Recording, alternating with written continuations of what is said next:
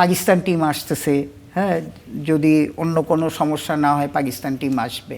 যুদ্ধের ব্যাপার একটা আছে, যুদ্ধের কারণে হয়তো একটা সমস্যার আমরা শঙ্কার কথা শুনছি। শঙ্কা হচ্ছে হয়তো অন্য দিক দিয়ে ঘুরে আসবে, কারণ আপনার একটা তো ওয়ে হচ্ছে দুবাই হয়ে আসে, আর একটা হচ্ছে থাইল্যান্ড হয়েও আসতে পারে। সো এখন পর্যন্ত ওনারাও যোগাযোগ করেনি, আমি যতটুকু ফাইম বাইট থেকে শুনেছি দের ইজ এই ব্যাপারে আলাপই হয়নি।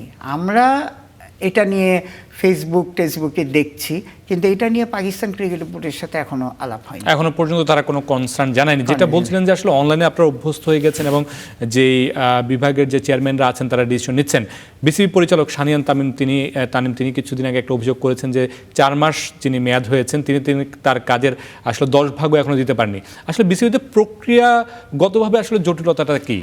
শোনেন, প্রক্রিয়াটা তো আপনি জানেন যে এটা হচ্ছে কি, যে প্রক্রিয়াটা ইজ অ্যাকচুয়ালি লেন্দি প্রক্রিয়া। এটার জন্যেই কিন্তু আপনি জানেন যে অনেক জায়গায় রাইট লোক নেই, বা অনেক আমাদের ক্রিকেট কর্মচারীর উপর বেশি প্রেশার।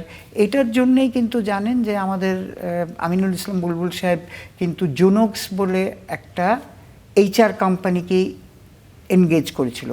তারা কিন্তু থরলি একটা অডিট করেছে যে কোন জায়গায় বেশি লোক, কোন জায়গায় কম্পিটেন্ট লোক, এই থরলি করে নতুন স্পেস স্ট্রাকচার করে এখন কিন্তু আপনি খুশি হবেন যে কন্টিনিউয়াসলি ইন্টারভিউ হচ্ছে। কথাটা বলছেন, কন্টিনিউয়াসলি ইন্টারভিউ হচ্ছে, এভরিডে যার ডিপার্টমেন্টের লোকজন ইন্টারভিউ নিচ্ছে। তো গোয়িং আহেড আমার মনে হয় এই জায়গাটা আপনারা প্রচণ্ড ইমপ্রুভমেন্ট দেখবেন।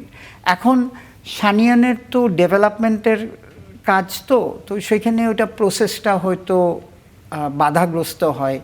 আপনারা হয়তো সব ডিরেক্টর একমত হতে পারে না ডেভেলপমেন্টের ব্যাপারটা। যেরকম আপনি যে আম্পায়ারিং ডিপার্টমেন্ট বলেন, আমি তো বছরের বাজেটটা পাশ করে নিইনি, হ্যাঁ, আমার BPLও এই করেছি।